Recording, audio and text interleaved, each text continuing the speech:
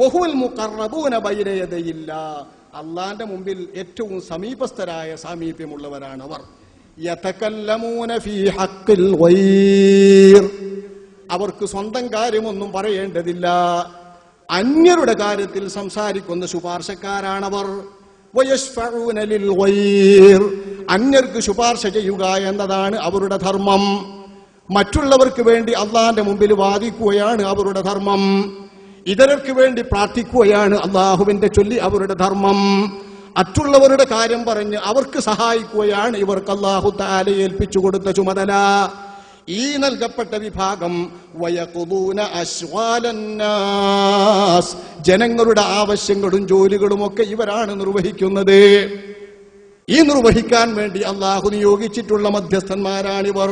വഹഉലാഇ അഅലാ മൻസിലതൻ മിൻ അസ്ഹാബിൽ യമീൻ, വലങ്കയ്യിൽ കിതാബ് നൽകപ്പെടുന്ന സ്വർഗസ്ഥരായ കൂട്ടരേക്കാൾ എത്ര ഉന്നതരാണിവർ. അന്യർക്ക് വേണ്ടി ശുപാർശ പറയുന്ന ശാഫിഈങ്ങൾ. അപ്പൊ ഇങ്ങനെ ഒരു കൂട്ടരെയാണ് ഖലീലും മിനൽ ആഖിരീൻ, ഈ സമുദായത്തിൽ അവർ ന്യൂനപക്ഷമാകുന്നു എന്ന് അഷ്റഫുൽ ഖൽഖ് ത്വാഹ റസൂലുള്ളാഹി സ്വല്ലല്ലാഹു അലൈഹി വസല്ലം തങ്ങളുടെ സമുദായത്തെ പ്രതി അള്ളാഹു വിവരിക്കുന്നു. അത് ഈ സമുദായത്തിൽ ന്യൂനപക്ഷം എന്ന് പറയുന്നത് കഴിഞ്ഞ സമുദായങ്ങളിൽ അതിൽ കൂടുതൽ ജനങ്ങൾ പോയതുകൊണ്ടാണ്. ആപേക്ഷികമായി നമ്മുടെ സമുദായത്തിൽ തന്നെയാണ് അത്തരം കൂട്ടരധികം. എന്നാലും ഈ സമുദായത്തിൽ ഇവർ കുറച്ചുണ്ട്. ആ കുറച്ചുള്ളവരുടെ ഉദ്യോഗം എന്ത്? അന്യർക്ക് ശുപാർശ ചെയ്യുക. ഇങ്ങനെ ഒരു കൂട്ടരെ ഖുർആൻ പരിചയപ്പെടുത്തുന്നു. ഈ മൂന്ന് കൂട്ടരിൽ നിന്ന് അസ്ഹാബുൽ യമീൻ, അസ്ഹാബുൽ ഷിമാൽ എന്ന കൂട്ടരെ മാത്രമേ നമ്മളെ വഹാബികൾ പഠിച്ചിട്ടുള്ളൂ. അള്ളാഹു അവരെ കൂടി ധരിപ്പിക്കാനാണ് നിങ്ങൾ മൂന്ന് കൂട്ടരാണ്, രണ്ടു കൂട്ടരല്ല എന്ന് പറയുന്നത്. നല്ലവര്, തീയര്, വിശ്വാസികള്, അവിശ്വാസികള്.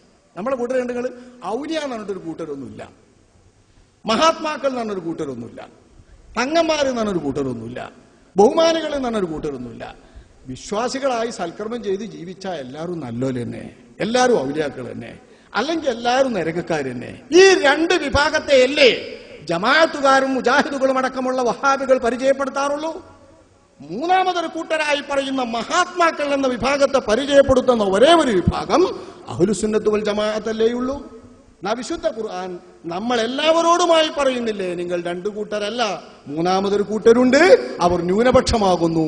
അവർക്ക് ജോലി ഇതരർക്ക് വേണ്ടി സംസാരിക്കുകയും ശുപാർശ ചെയ്യുകയും അവരുടെ കാര്യങ്ങൾ നിർവഹിച്ചു കൊടുക്കുകയുമാണെന്ന് അല്ലാഹു സുബ്ഹാനഹു വ തആല വ്യക്തമാക്കുന്ന ഖുർആൻ ആയത്ത് ഇവർ കണ്ടില്ലേ? കണ്ടെങ്കിൽ ഈ ആയത്തിന് എന്തു വ്യാഖ്യാനമാണ് അവർ നൽകുന്നത് എന്ന് വഹാബികൾ വിശദീകരിക്കേണ്ടതുണ്ട്.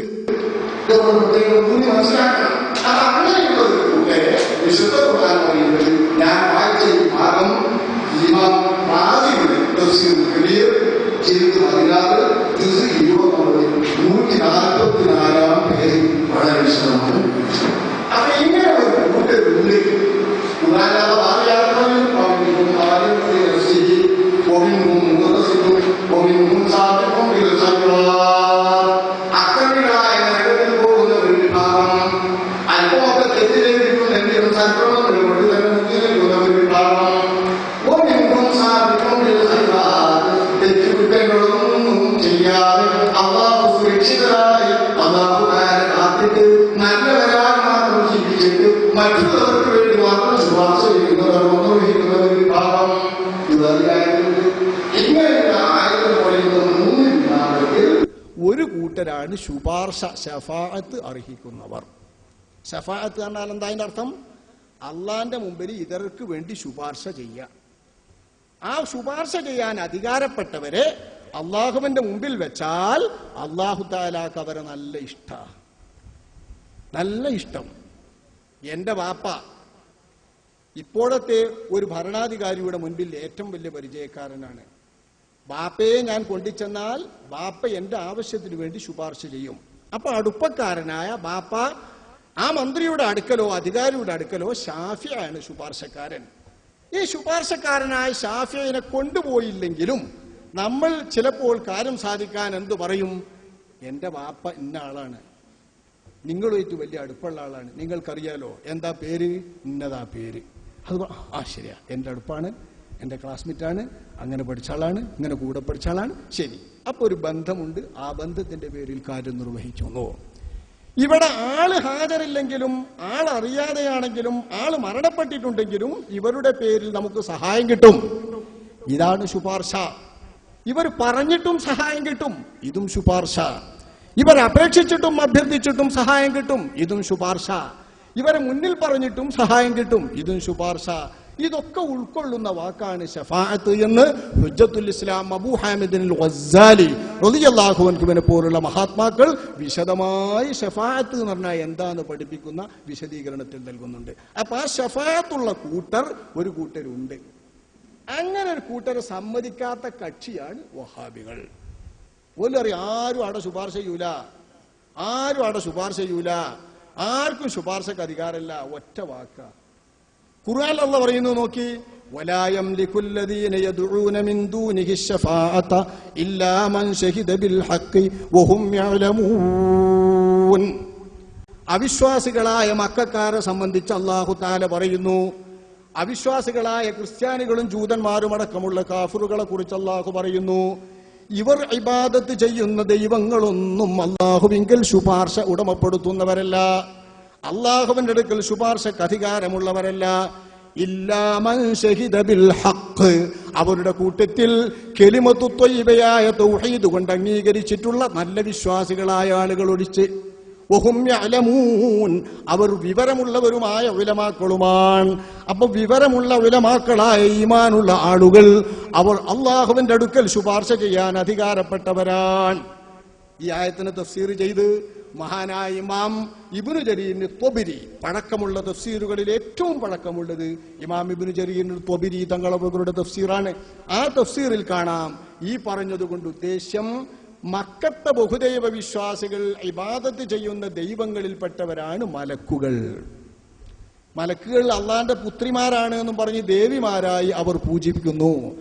ആ മലക്കുകളെയാണ് ഇവിടെ ശഫാഅത്തുള്ളവർ എന്ന് പറഞ്ഞത്. ഈസ, യേശുക്രിസ്തു എന്ന് ക്രിസ്ത്യാനികൾ പറഞ്ഞ് പൂജിക്കുന്ന ഈസാ നബി അലൈഹിസ്സലാം ദൈവപുത്രൻ എന്നും പറഞ്ഞ് അവർ ദൈവമാക്കുന്നു. പക്ഷെ ആ ദൈവവും അള്ളാഹുവിങ്കൽ വരുമ്പോ ശഫാഅത്ത് അധികാരമുള്ള പുണ്യാത്മാവാകുന്നു. ഉസൈർ, ജൂതന്മാർ ദൈവപുത്രൻ എന്ന് പറഞ്ഞ് ഇബാദത്ത് ചെയ്യുന്നു, പൂജിക്കുന്നു, ആരാധ്യനായി ദൈവമാക്കുന്നു ഉസൈറിനെ. ആ ഉസൈറും ഷഹാദത്തും ശഫാഅത്തും ഉള്ളവരാണ്.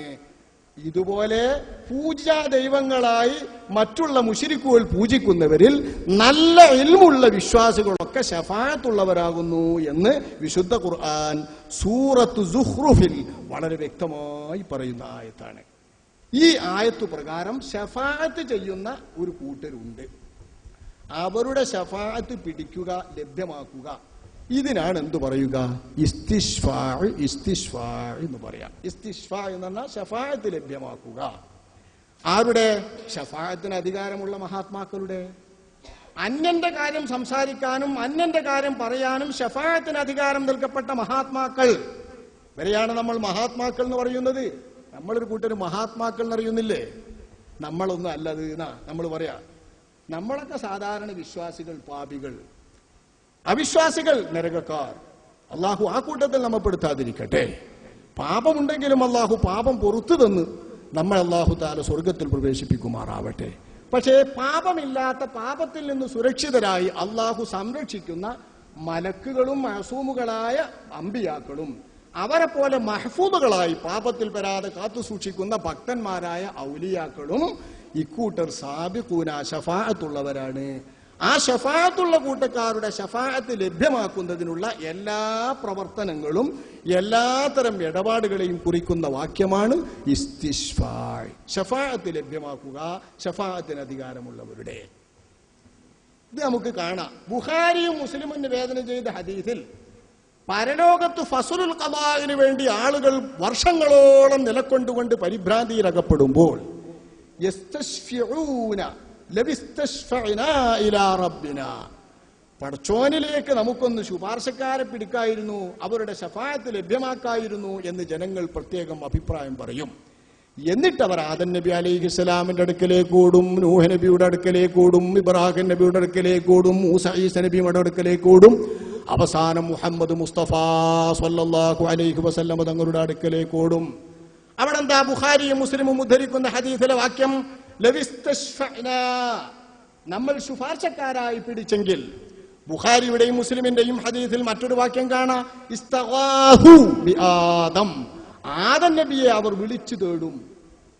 ആദം നബിയെ അവർ വിളിച്ചു തേടും, സഹായിക്കാൻ ആവശ്യപ്പെടും, സഹായിക്കാൻ അപേക്ഷിക്കും. ഈ വിളിച്ചു തേടി വിലാപം കൊണ്ടുകൊണ്ട് പരലോകത്ത് ഓടിച്ചെല്ലുന്ന ആളുകൾ ഏറ്റവും അധികം അല്ലാഹുവിന്റെ അധികാരം മാത്രം പ്രകടമാകുന്ന ജസാഇന്റെ നാളിലാണ്.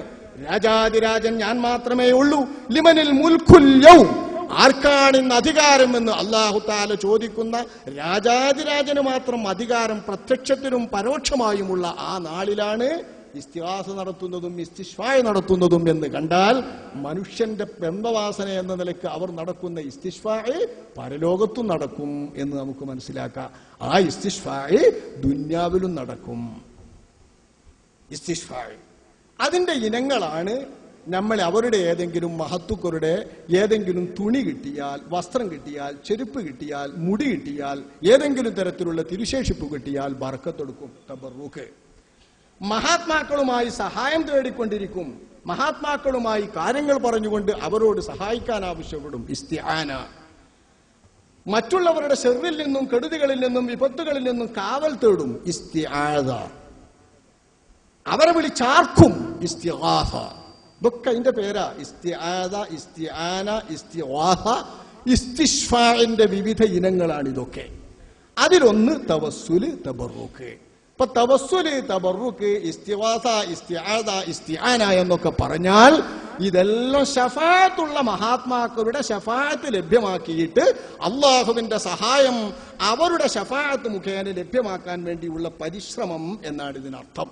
ഇത് പുണ്യ അമലാണ്, ഏറ്റവും മുന്തിയ നല്ല അമലാകുന്നു എന്ന് നമ്മുടെ ഇമാമുകൾ വിവരിക്കുന്നു. മഹാനായ ഇമാം ബുഖാരി തന്റെ സ്വഹീഹിൽ ഉമർ റളിയല്ലാഹു അൻഹു തങ്ങളവറുകൾ തന്റെ ഭരണകാലത്ത് റസൂലുള്ളാഹിന്റെ വഫാത്തിന് ശേഷം 8 വർഷങ്ങൾ കഴിഞ്ഞ ശേഷം വലിയ ഒരു വരൾച്ചയുണ്ടായി.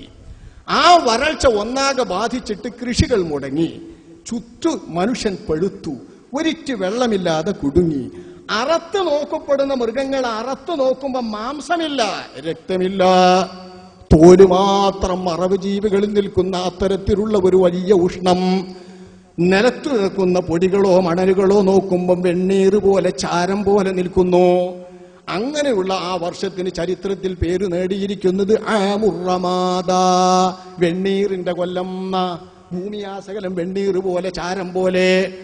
അറുത്തു നോക്കിയ മൃഗത്തെ ഒന്നറക്കാൻ വേണ്ടിയിട്ട്, മാംസത്തിന്റെ ഒരു കഷ്ണം കിട്ടാൻ വേണ്ടിയിട്ട് പരിശ്രമിക്കുമ്പോ ഒരുത്തി രക്തം പോലും നിലത്തി വീഴാതെ കേവലം തോല് മാത്രമുള്ള ജീവി. അവർക്ക് പോലും ഭക്ഷിക്കാനോ തിന്നാനോ സസ്യങ്ങളില്ല, പുല്ലുകളില്ല, പച്ചിലകളില്ല. ആ വിധമുള്ള ഒരു വലിയ വിഷമവും വരൾച്ചയും വന്ന കാലത്ത് മഹാനായ ഉമറുൽ ഫാറൂഖ് റളിയല്ലാഹു അൻഹുവിന്റെ ഭരണകാലമാണ്.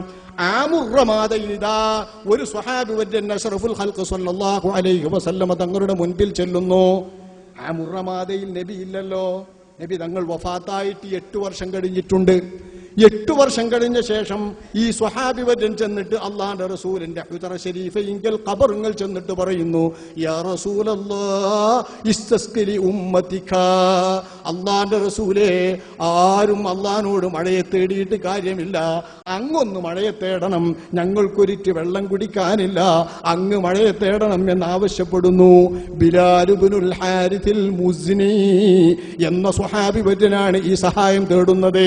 ബിലാൽ ഇബ്നുൽ ഹാരിസിൽ മുസ്നി. ഉമർ എന്നവർ ഭരിക്കുന്ന കാലമാണ്, ഹിജറ 18-ാം വർഷമാണ്. ആമുറമാദ എന്ന് ചരിത്രത്തിൽ പ്രസിദ്ധമാണ്. ഇമാം ബുഖാരി ഇതിന്റെ സംഭവം റിപ്പോർട്ട് ചെയ്യുന്നുണ്ട്, അടിസ്ഥാന സംഭവം.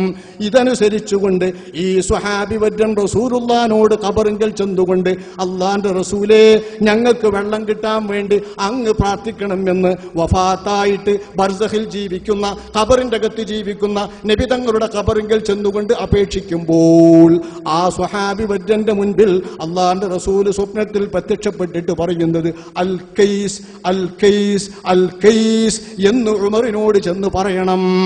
ഉമർ റളിയല്ലാഹു അൻഹുവിന്റെ അടുക്കൽ പോയി പറയണം എന്ന് മാലിക്കുദ്ദാർ എന്ന് തുടങ്ങിയ മഹാനായ ഉമർ എന്നവരുടെ ഖജനാവ് സൂക്ഷിപ്പുകാരൻ കിനാവ് കാണുകയാണ്. ഉമറിനോട് പോയി പറയാൻ, ഞങ്ങളോട് ജനങ്ങളോട് മൃദുലമായി പെരുമാറണം, അവരെ കഷ്ടപ്പെടുത്തരുത്. അൽ കൈസ് അവരോട് ലളിതമായി പെരുമാറണം, ക്രൂരമായി പെരുമാറരുത്, കഠിനമായി പെരുമാറരുത്, അവർക്ക് ദയ കാണിക്കണം.